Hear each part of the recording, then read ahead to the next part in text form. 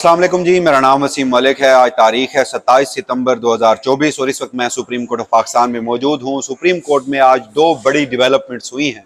एक तो पाकिस्तान तहरीक इंसाफ से मुतालिक है कि इस माहौल में चीफ जस्टिस काजी फैज़ ईसा की अदालत में उनके हामी जजेस की अदालत से पाकिस्तान तहरीक इंसाफ आज फातह बनकर निकली है और मुस्लिम लीग नून को एक बड़ी शिकस्त का सामना करना पड़ा है।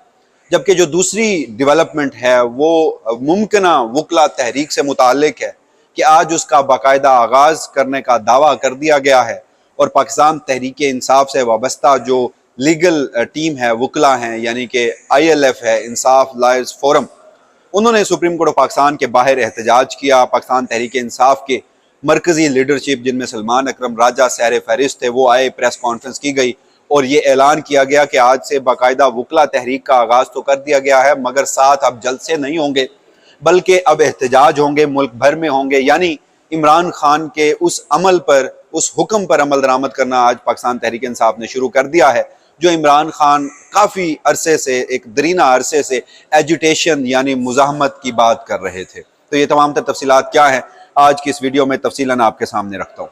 सबसे पहले हम बात कर लेते हैं जो मैंने आपको बताया कि काजी फैज़ ईसा की अदालत हो, वो सरबराह हों और फिर उनके हामी जजेस हों और सामने वकला जो हों वो पाकिस्तान बार कौंसिल के बड़े ओहदेदार हों, सुप्रीम कोर्ट बार एसोसिएशन के सदर हों और उसके बावजूद भी उस अदालत से, उस केस से पाकिस्तान तहरीक इंसाफ फातह बनकर निकले, तो ये एक गैर मामूली सूरत हाल होती है। तो बिल्कुल ऐसा ही हुआ, क्योंकि ये मामला भी रिकाउंटिंग से मुताल्लिक था, ये मामला भी दोबारा गिनती से मुताल्लिक था और जिस तरह दोबारा गिनती से मुताल्लिक इलेक्शन कमीशन ऑफ पाकिस्तान का अख्तियार था, इससे कबल पाकिस्तान तहरीक इंसाफ की 3 नशिस्तें सुप्रीम कोर्ट ऑफ पाकिस्तान के फैसले, चीफ जस्टिस काजी फैज़ ईसा के फैसले से कम हो चुकी हैं।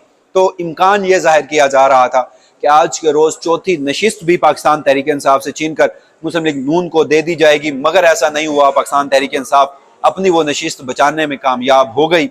मामला था NA 97 तहसील तांदलियावाला ज़िला फैसलाबाद का, जहां पाकिस्तान तहरीक इंसाफ से वाबस्ता जो उम्मीदवार जिन्हें इस वक्त एक मुंतखब अवामी नुमाइंदे की हैसियत हासिल है, यानी उनका जीत का नोटिफिकेशन निकला था 8 फरवरी के इलेक्शन नताइज में, वो जीते हुए उम्मीदवार थे।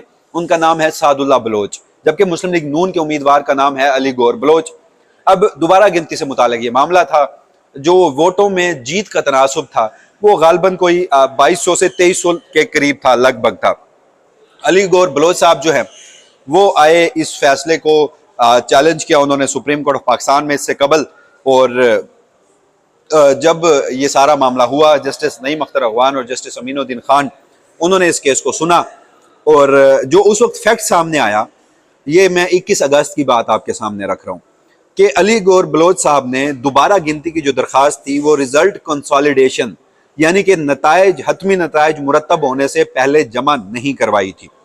इस नुक्ते पर चूंकि काजी फैज़ ईसा साहब फैसला दे चुके थे, जिसके तनाजुर में पाकिस्तान तहरीक इंसाफ की 3 नशिस्तें कम हुई थी, तो उसी फैसले पर अमल दरामद करते हुए सुप्रीम कोर्ट के इस 2 रुकनी बेंच ने करार दिया कि चूंकि ये जो दोबारा गिनती की दरख्वास्त है ये रिजल्ट कंसोलिडेशन से पहले RO को जमा नहीं कराई गई, लिहाजा अब ये दोबारा गिनती जो है वो नहीं हो सकती कानून के मुताबिक।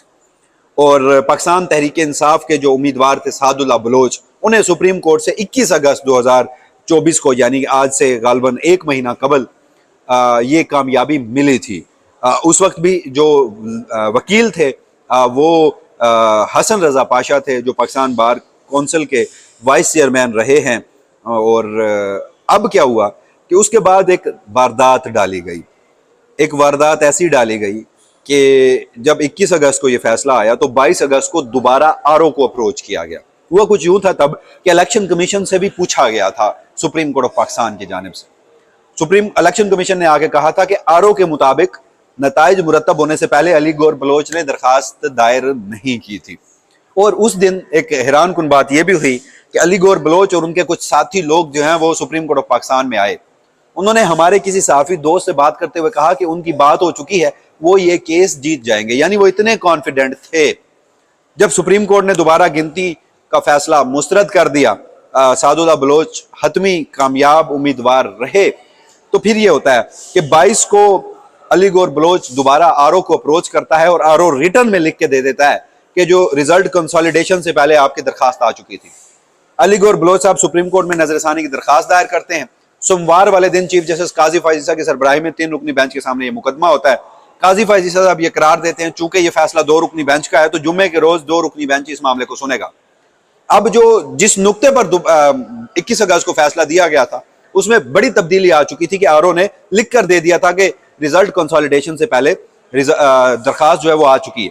तो आज के रोज मुस्लिम लीग नून के जो उम्मीदवार हैं वो बड़े कॉन्फिडेंट होके उनके वकला जो है वो सुप्रीम कोर्ट में पहुंचे। जस्टिस अमीनुद्दीन खान और जस्टिस नईम अख्तर अफगान, ये 2 रुकनी बेंच था, समाअत कर रहा था। वकील इस बार जो थे बड़ी तगड़ी टीम थी, यानी कि वो 2 बार एसोसिएशन और उनके 2 बड़े ओहदेदार जो मुस्लिम लीग नून से वाबस्ता हैं, जो चीफ जस्टिस काजी फैज ईसा के बड़े करीब है। तो जैसे ही समाअत का आगाज हुआ तो उन्होंने कहा कि हुजूर हमारे पास ना अब आरओ का जो लेटर है वो आ गया, तस्दीक शुदा कॉपी जो दरखास्त की है वो आरओ ने हमें दे दी है, यानी नताइज कंसोलिडेशन से पहले हमने दरखास्त दायर कर दी थी। तो जिस पर जस्टिस नईम अख्तर अफगान ने ये रिमार्क्स दिए कि अब अगर हम आपकी दरखास्त को मंजूर करते हैं तो 2 तासुर जाएंगे। एक ये कि आप हमारे सामने आए और हमने आपको रिलीफ दे दिया, दूसरा ये कि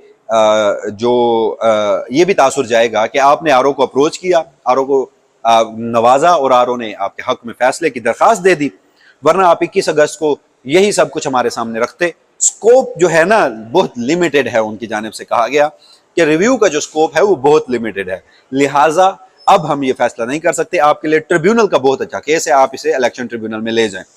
और फिर साथ उन्हें यह कहा गया कि अगर आप कहेंगे मेरिट पर आपकी दरखास्त खारिज कर देंगे, अदरवाइज आप दरखास्त वापस ले लें। वक्फा किया गया, वापस आए।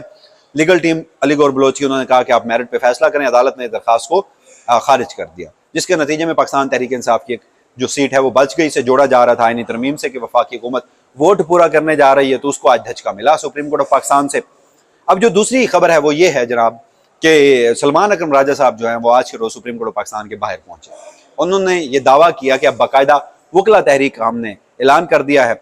वकला जो थे वो ILF से वाबस्ता थे, कोई बहुत बड़ी तादाद नहीं थी सुप्रीम कोर्ट ऑफ पाकिस्तान के बाहर, लेकिन एक कंसीडरेबल, एक रीजनेबल तादाद थी वकला की। वो आए, पुलिस ने उन्हें चारों तरफ से घेर रखा था, वो जहां जहां जा रहे थे पुलिस आगे आगे थी।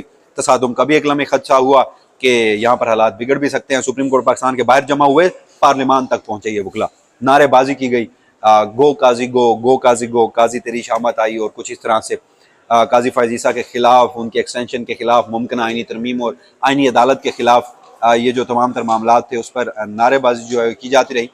और इस मौके पर जो पाकिस्तान तहरीक इंसाफ की इस सारे मरहले में जो एक बात थी वो ये थी कि इमरान खान, हम गुज़श्ता कुछ अरसे से देख रहे हैं कि पाकिस्तान तहरीक इंसाफ ने जलसे और इस हवाले से सियासत की और बाकायदा एक अवामी राब्ता मुहिम शुरू कर रखी थी, और उसमें फिर हमने देखा कि पाकिस्तान तहरीक इंसाफ को खासी मुश्किलात का सामना रहा। बहरहाल 2 जगहों पे वो कामयाब हुए, इस्लामाबाद और लाहौर में जलसा करने पे। और फिर खबर आती है कि पहले रावलपिंडी में जलसा होगा और फिर दीगर शहरों में। फिर अचानक ये खबर आती है कि इमरान खान ने कहा है कि जलसों की दरखास्त है वो वापस लें और आप एजिटेशन की तरफ आएँ, यानी मुजामत की तरफ आएँ, शहर शहर में क्या हो, एहतजाज हो। तो आज उसका बाकायदा आगाज कर दिया गया है। पाकिस्तान तहरीक इंसाफ की स्ट्रेटजी ये है, इमरान खान के अहकामात के बाद सलमान अकरम राजा साहब ने भी आज उसका बाकायदा इजहार किया कि हम ये करते हैं, हम जब जलसा करते हैं तो जो हुकूमत है, जो इंतजामिया है, वो हमें शहर से बहुत दूर और चंद घंटों के नोटिस पर जलसा करने की इजाजत देती है, लिहाजा अब हम जलसा नहीं करेंगे। अब हम बाकायदा तौर पर एजिटेशन की जो पॉलिसी है, मुजामत की जो सियासत है, उसका आगाज करेंगे, और वो शुरू हो रही है। और उन्होंने आज ये भी कहा कि ये आज के रोज वकला तहरीक का बाकायदा आगाज हो चुका है। तो बहरहाल अब एक कन्वेंशन भी है, गालिबन 3 अक्टूबर को पेशावर में हामिद खान ग्रुप से वाबस्ता जो वकला हैं, जो लाहौर में भी कन्वेंशन कर चुके हैं।